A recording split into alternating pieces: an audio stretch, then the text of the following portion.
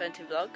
We are off eventing once again. So we're off to Bengrove to do their one-day event. We're doing 70 again, and it's our pre-run for champs in 3 weeks. So we've got our little helpers again, platting up. Bonnie and Leah. Leah plats better than me. Well, I can't plat, so it's a start, isn't it? But yeah, you're a little fidget pants, aren't you? But yeah. So Callum's coming with us to film and be groom. He's volunteered. Well, he hasn't really. I volunteered him. So yeah, we'll see you when we get to Bengrove. We've got the squeaky one. He's just in here just while Carl just eats his brekkie, which he's enjoying. Happy boy now. If the dog shuts up. And then Cecil's is just going to hang out here while I go and walk the course. Need to go again. Okay, so this is number 1. Just going to have a look. I'll tell you, we're pretty right in the middle of it.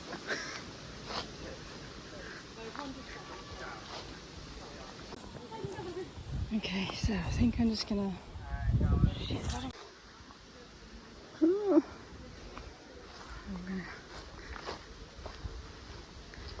Right, that's number 2. There's number 3. Oh.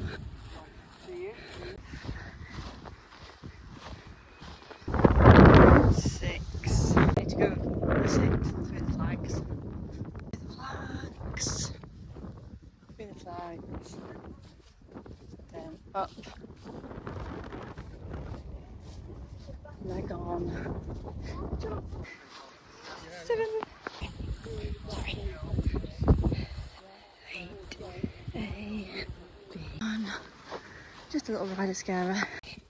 So we're coming down quite a gradient to this, and I just need to remember to keep her off her nose, sit my shoulders back, sit back, and just look straight to those trees over there and walk away. God, it's a windy old course, but it's lovely. It's gonna test my brain. Trachena here, little trachena. So just keep my leg on, look up and pop it. I'm really going to have to get my thinking hat on this cross-country course. Jesus. So they jump the Trachena and then we come over this little stile. This is really going to require a lot of control, it says. Let's start at number 11. It's fine. It's lovely. And we go from there, circle up, and then straight up. 12. And then from number 12, we've got this really big downhill, which, if I'm honest, I'm probably going to trot the whole way down it because the ground is quite hard. And it's a little bit rutty. Yeah, it's a little bit rutty, so I'm probably going to try and stick to this track, if I remember. And what a trek. Come down that hill, and then straight on to this. Absolutely fine, it's no problem. So there's 14. Oof. So there's a bit of a dip there. 14. Pop over this log, down and up and then down again. So just keep her straight. Number 15. Lovely.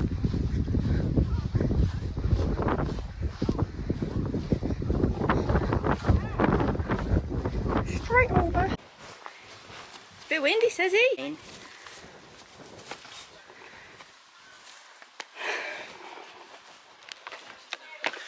Right, so just walked the cross country, and you guys will have seen some of the jumps now. It's quite challenging, isn't it? It's quite a challenge. I'm just going to really need to screw my head on and remember where I'm going, because it is quite a lot to remember that. And the show jumping's also, just walked the show jumping as well while I was at it. And the show jumping's also really twisty turny. There's one turn from 6 to 7, and it's like you're literally going along and you just turn back on yourself, and it's a combination as well. So probably the most challenging course we've done, maybe. We'll see how it goes. So yeah, I'm just going to get her tacked up for the dressage now. Callum's sleeping on the job. Django's assisting. Good boy, you baby. You've not been for a while, have you, babe? You'll be a good boy. You're going to whimper the whole time. Probably whimper the whole time, aren't you? Yeah. So, onto the dressage warm-up, and she didn't feel the best. Like, she just felt like she was constantly going against my hand. And I was just like, what? Why is this happening? So, I had to do a lot of warming up with her, a lot of bending her neck, flexing her neck and things. And she did eventually, after a lot of working in, start to soften to the bit. I'm currently using the Trust D-ring bit, and it's like the plastic polymer, and it bends and it's dead flexible and everything, but I just don't know whether it's a bit too thick for her mouth. Like, when I had the bit expert come out, she said that she's got a really small mouth, so I need a really thin bit. So I've got the Sprenger Duo bit in the jumping, and she absolutely loves it. Like, she goes beautiful in it. She's really nice in it, dead soft in the mouth. So I'm going to have to save up some pennies and get the D-ring in the Sprenger, because I just think the Trust bit's just that bit too thick for her mouth. But anyway, after lots of working in, after lots of trying to get her off her shoulders, she was just really on the forehand. So I was doing loads of what Rich taught me, where it was like, you know, canter, halt, rein back, and you see a rein back started getting better, and then we would go straight into canter again, and it was really helping getting her off her forehand. So we did actually have a really good dressage warm up, and then it was on to the dressage, and I was pretty pleased with the dressage, to be fair. See what you think.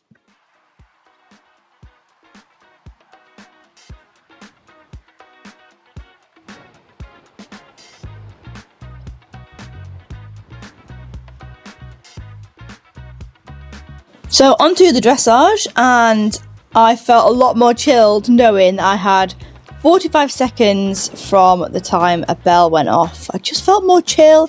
I just felt less anxious about starting and everything. So gave the judge a nice little smile there. So she felt really good. I've been doing some transitions just whilst we were walking around waiting for the judge to give the bell. Entered at A and came down with purpose, like it was downhill. And I just wanted to make sure that I was trotting with purpose, because what she can do sometimes is just go a little bit behind the bit, and then we get like not so great entrance. Anyway, on to the second movement, and the circle was too small. I am shocking at accuracy. I don't get it. I clearly don't get it, because I just can't get the circles right or the size right. And then coming across to X, yeah, you change rein. So again, she said circles were too small. I just need to brush up on my accuracy skills. And Seren is getting a little bit long in the contact there. You can see she's not really like working from behind. I needed to kind of take a bit more of a hold of her and be like, oh, come on. Then our worst rein counter transition. There's not really much I can do about this at the moment. She is always going to be a little bit unbalanced. And again, circle size, not accurate. So yeah, fantastic. And then cantering downhill, I hate this. I can't tell you how horrible this feels coming downhill on a very unbalanced downward horse. But she did actually manage to hold it together quite well. And then there, I should have just, instead of shunting her into the transition, just made it all a little bit more pretty. And then we actually got an 8.5 for our free walk on a long rein. An 8.5, I was buzzing with that. I didn't realise how much her feet have been holding her back from doing this lovely free walk on a long rein. I don't know if you remember me saying she's got a bit more of a swing now that her feet are kind of sorted. So yeah, the poor girl, she's been restricted the whole time. So our transition to trot was okay. She said please and rhythm and outline. But if you look in a minute, I go whoop off the track. What is that? I don't know what happened there. I think I was just trying to get her in the contact and just let my legs go, and she just darted off to the side. Then a really nice transition into canter. Again, I'm just letting her get long. Rich would be like rolling his eyes right now because I'm just not riding. I'm really just not riding. I'm trying to stay as still as I can and just not be, I'm not effective at all. And then yeah, back down to trot. We just fell back into trot. Again, really hard to hold her and keep her all together. And then again, coming over the diagonal, I just let her get very long in the contact. My reins are long. She's long and like forward. Again, exactly the same. I needed to really shorten my reins, get her on the contact and push forward with my legs, but I didn't. Hindsight's a wonderful thing. I know now. I've had my Rich lesson and he has basically said you're not riding when you're doing a dressage test by the looks of it. So yeah, very true. Down the centre line, could have been a bit more accurate there, and then again should have made my transitions a little bit neater. Should have tried to keep her on the bit, but overall I was absolutely chuffed with that dressage test. She did so well, bless her. The judge was really kind and gave me some lovely comments, and I'm just throwing away silly marks really, so as soon as I improve them, watch this space. Alright, how did your dressage go then? You're probably not going to hear anything because it's very windy. It was very good. I was really pleased with that actually. She we managed to keep cantering the whole time, and I really thought, because it was so downhill on some parts, like the first See you then. So yeah, on the first canter I was dreading it because coming back to trot, she's already downhill as it is, so coming downhill back into trot I was just like, oh god, she's gonna fall on her nose. And we did kind of scoot round, but not as bad as we had been in practice. That was bad in practice. So yeah, she was really good. I'm not sure if we squalted. I'm not sure if we square halted though. We're all legs together, could you see, Carl? It was more of a hexagon halt. Oh crap. But yeah, no, really, really pleased with that. Her second canter was so nice, really, really nice, her second canter. And I might get marked down for talking to her because I was like, don't trot. So we'll see.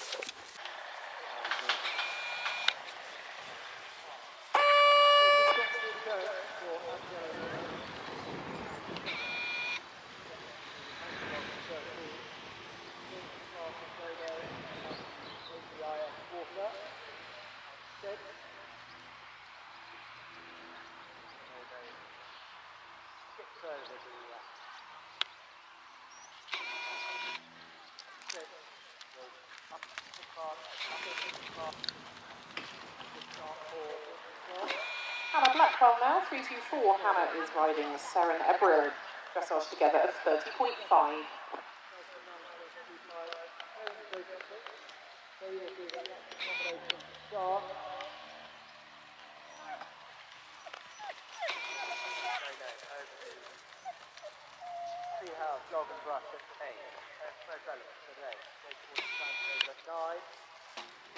Oh no.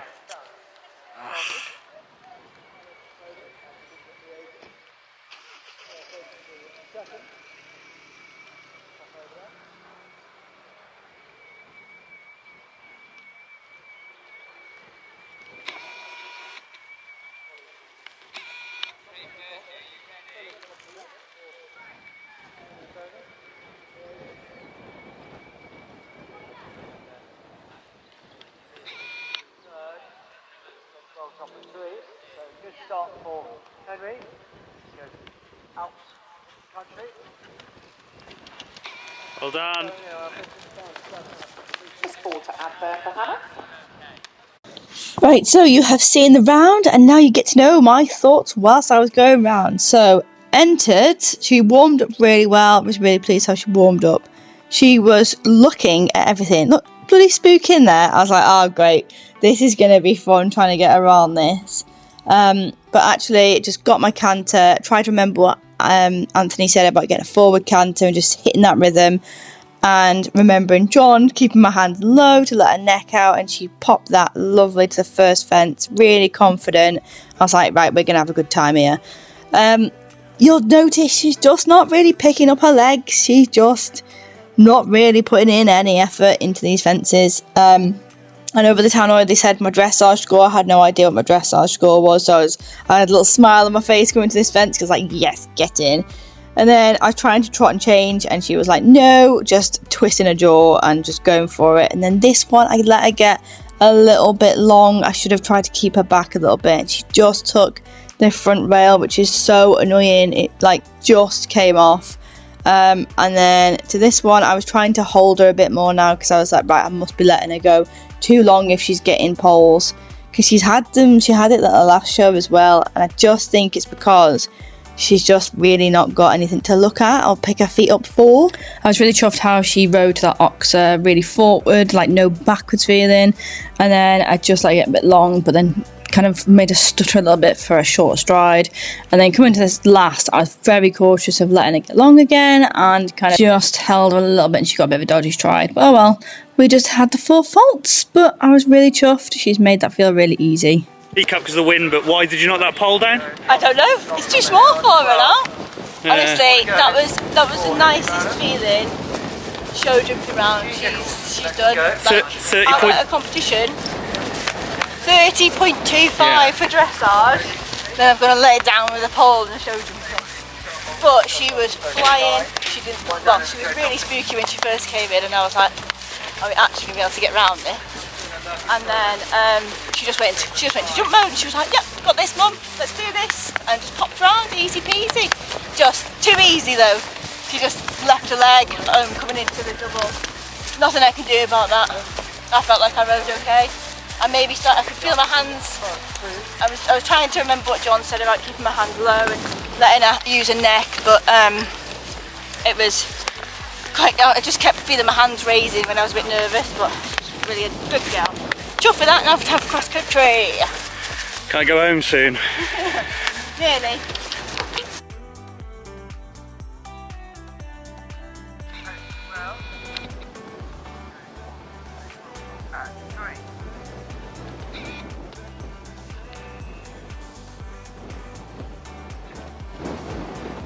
Good.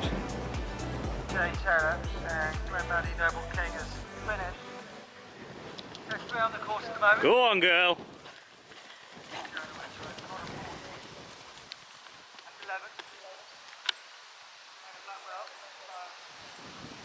11. Siren Ebro apparently. You cannot read Seren. Siren.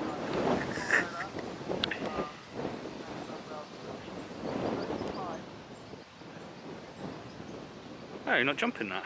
Oh, okay. Oh, when we film this guy, sorry. Over, good.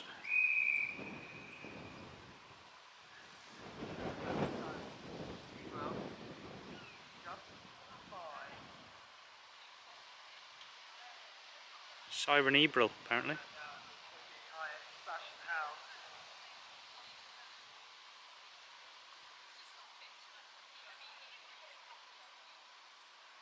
I have no idea what order these are in.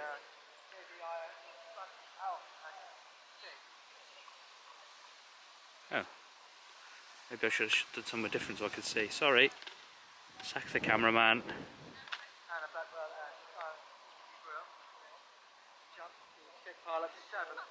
Siren Ebro, well done.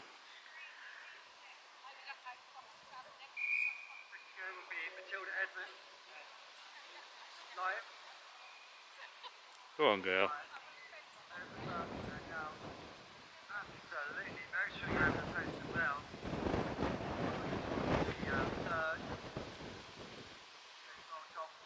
Great footage, second to none. God knows where she's gone into the Bermuda Triangle somewhere behind that bush. And she hasn't yet emerged. There she is. Hannah Blackburn, going in Brill, have had a Joffrey 9. Oh shit, somewhere behind that bush they stopped. So, Matilda Edmonds and New. And again behind a bush. Oh, I can see some flashes of colour in the bush, and there she goes. Cross country is done. That was probably our most challenging one so far. Just frustrating stuff at number 9. Don't know why. She just was coming downhill, and it was quite wide to be fair for a 70, but it wasn't anything really spooky. Like, she jumped the trainer first time. I think actually it's partly my fault as well. I stopped riding. Should have just used my whip and just been like, come on, go. But yeah, no, really pleased with her. Just a shame about our pole in the show jumping, but other than that, can't complain. Good day. You had a good day? Can we go now? Yeah, nearly. There she is, in her ice boots, enjoying a mash, which is what all she cares about. She's a good girl.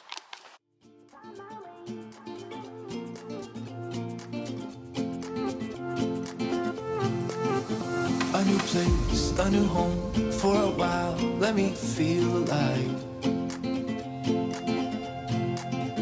Nothing to hold me back, take my time, just enjoy the ride.